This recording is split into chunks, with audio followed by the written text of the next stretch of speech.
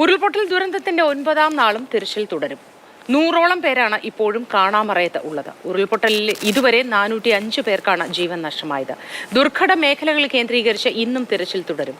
അതേസമയം മറ്റന്നാൾ ഉരുൾപൊട്ടൽ ഉണ്ടായ സ്ഥലം കേന്ദ്ര സംഘം സന്ദർശിക്കും. ചൂരൽമലയിൽ നിന്നും കമൽ ചേരുന്നു. കമൽ, നമസ്കാരം. ഇത് ദേശീയ ദുരന്തമായി പ്രഖ്യാപിക്കണമെന്നത് നേരത്തെ മുതലുള്ള ഒരു ആവശ്യമാണ്. എന്തുകൊണ്ട് പ്രഖ്യാപിക്കുന്നില്ല തുടങ്ങിയ കാര്യങ്ങളൊക്കെ ചർച്ചയാവുകയും ചെയ്തിരുന്നു. കേന്ദ്ര സംഘം എത്തുന്നതോടുകൂടി അക്കാര്യത്തിൽ ഒരു തീരുമാനമുണ്ടാകുമെന്ന് പ്രതീക്ഷിക്കാമല്ലേ? ഒപ്പം തന്നെ ഇന്നത്തെ ദിവസം 9ാം ദിവസം തെരച്ചിൽ എങ്ങനെയാണ് പുരോഗമിക്കുന്നത്? മോത്തി, ഇന്നും തെരച്ചിൽ തുടരുന്നുണ്ട്. പ്രത്യേകിച്ച് ഈ മലപ്പുറം ജില്ലാ അതിർത്തിയോട് ചേർന്നുള്ള ദുർഘടമായ മേഖലകളിൽ ഹെലികോപ്റ്ററിൽ രക്ഷാ സൈന്യത്തെ ഇറക്കിയുള്ള തിരച്ചിലൊക്കെ ഇന്നും തുടരും. ഇവിടെ നിന്ന് ഈ വെള്ളം ഒഴുകിപ്പോകുന്നത് സൂചിപ്പാറ വെള്ളച്ചാട്ടം വഴി താഴോട്ട് പതിച്ച ചാലിയാറിലേക്കാണ്. ആ മേഖലയിൽ ദുർഘടമായ മലമ്പ്രദേശങ്ങളും അതുപോലെ വനമേഖലയുമാണ് ഉള്ളത്. അവിടെ ആദ്യഘട്ടത്തിലൊക്കെ കുറേ തിരച്ചിൽ നടന്നിരുന്നു. പക്ഷേ എങ്കിലും ആളുകളെ എത്തിക്കാൻ കഴിഞ്ഞിരുന്നില്ല. അങ്ങനെയാണ് ഹെലികോപ്റ്ററിൽ വനം വകുപ്പ് ജീവനക്കാരെയും അതുപോലെ സൈനികരെയും ഒക്കെ എത്തിച്ചുകൊണ്ടുള്ള തെരച്ചിൽ നടത്തുന്നത്. അത് ഇന്നും തുടരും. അതുപോലെ ചൂരൽമലയിലും മുണ്ടക്കയിലുമുള്ള ദൗത്യങ്ങളും ഇന്നും തുടരുന്നുണ്ട്.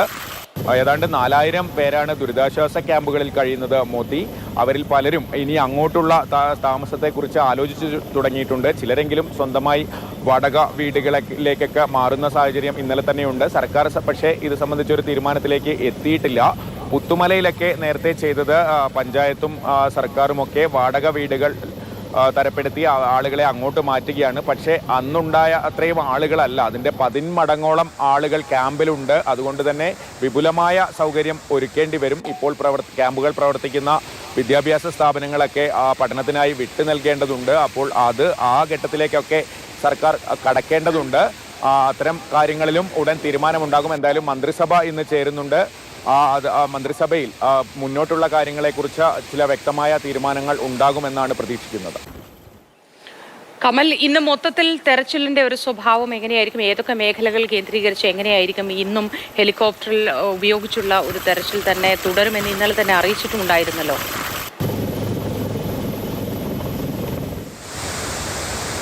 മോത്തി, ഈ ദുരന്തം ബാധിച്ച മേഖലകളിലെ തെരച്ചിൽ കുറേ ദിവസമായി തുടരുകയാണ്. അവിടെ കണ്ടെടുക്കാനുള്ള സാധ്യതയുള്ള മൃതദേഹങ്ങളൊക്കെ ഏതാണ്ട് കണ്ടെടുത്തിട്ടുണ്ട്. എങ്കിലും തെരച്ചിൽ നിർത്തിയിട്ടില്ല. പക്ഷേ പ്രധാനമായും തെരച്ചിൽ നടക്കുന്നത് ഞാൻ നേരത്തെ പറഞ്ഞതുപോലെ ഈ ദുർഘടമായ ഭൂപ്രദേശങ്ങളിലാണ്. വയനാട് മലപ്പുറം അതിർത്തിയിൽ ചാലിയാറിൻ്റെ ഉത്ഭവസ്ഥാനത്തിന് സമീപത്തുള്ള വനമേഖലയിൽ പാറക്കെട്ടുകളിൽ അങ്ങനത്തെ സ്ഥലങ്ങളിലൊക്കെയാണ് ഇന്നും പ്രധാനമായും തെരച്ചിൽ നടക്കുന്നത്.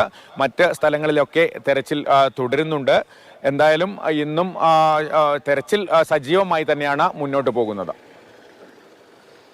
ഇന്ന് എന്തൊക്കെ സംവിധാനങ്ങൾ തെരച്ചിലിൽ ഉപയോഗിക്കും? കടാവർ നായകൾ, ഭാരവാഹനങ്ങൾ ഇവയൊക്കെ തന്നെ ഈ തുടർച്ചയായ തെരച്ചിലിൽ ഉപയോഗിക്കുന്ന എല്ലാ സന്നാഹങ്ങളും ഇന്നും ഉപയോഗിക്കുമായിരിക്കുമോ?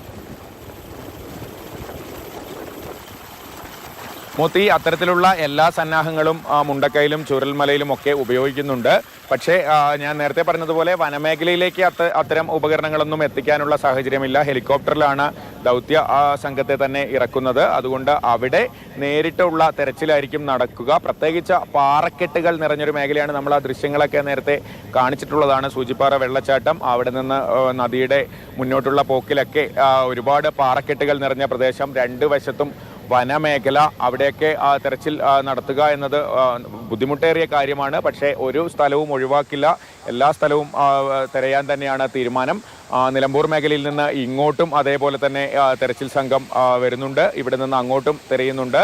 ആ മേഖലയിൽ തന്നെയാണ് ഇന്ന് ഏറ്റവും പ്രാധാന്യമുള്ള തെരച്ചിൽ നടക്കുന്നത്. മോത്തി, കമൽ, നാടെങ്ങും നിന്നുമുള്ളവർ ഈ ദുരിതാശ്വാസ ക്യാമ്പുകളിലേക്ക് അവശ്യ വസ്തുക്കളൊക്കെ എത്തിക്കുന്നുണ്ട്. ആ കാര്യത്തിൽ എല്ലാം അവിടെ ലഭ്യമാണ് എന്ന് തന്നെ വിചാരിക്കുന്നു. മറ്റെന്തെങ്കിലും ദുരിതാശ്വാസ ക്യാമ്പുമായി ബന്ധപ്പെട്ട വിവരങ്ങൾ ഏറ്റവും പുതിയതായി നൽകാനുണ്ടോ കമൽ?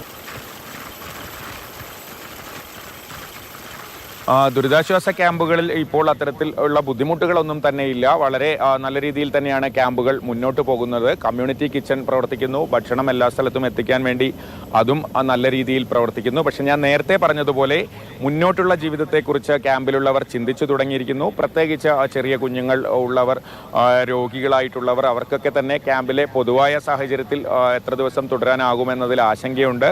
ഒരു ടെമ്പററി ഷെൽട്ടർ വേണമെന്നതിനെക്കുറിച്ച് അവരൊക്കെ ചിന്തിക്കുന്നുണ്ട്. അത് വാടക വീടാകാം, അല്ലെങ്കിൽ മറ്റെന്തെങ്കിലും സംവിധാനമാകാം. പക്ഷേ വിപുലമായ രീതിയിൽ ആ സംവിധാനങ്ങൾ വേണ്ടതുണ്ട്. കാരണം ആളുകളുടെ എണ്ണം അത്രയും കൂടുതലാണ്. അക്കാര്യത്തിലാണ് സർക്കാരിൽ നിന്ന് ഏറ്റവും പെട്ടെന്നുള്ള ഒരു തീരുമാനം ഈ ദുരന്ത ബാധിതർ പ്രതീക്ഷിക്കുന്നത്. അത് ഉടൻ തന്നെ അക്കാര്യത്തിൽ ഒരു തീരുമാനം ഉണ്ടാകും എന്നാണ് മന്ത്രിമാരൊക്കെ നൽകുന്ന സൂചന. പക്ഷേ അത് വളരെ മുന്നോട്ട് പോകും. നമുക്കറിയാം, ഒരു വീടുകൾ പകരം സംവിധാനം, ഇവർക്കുള്ള വീടുകളൊക്കെ ഒരുക്കാൻ കുറച്ച് താമസം എടുക്കേണ്ടി വരും.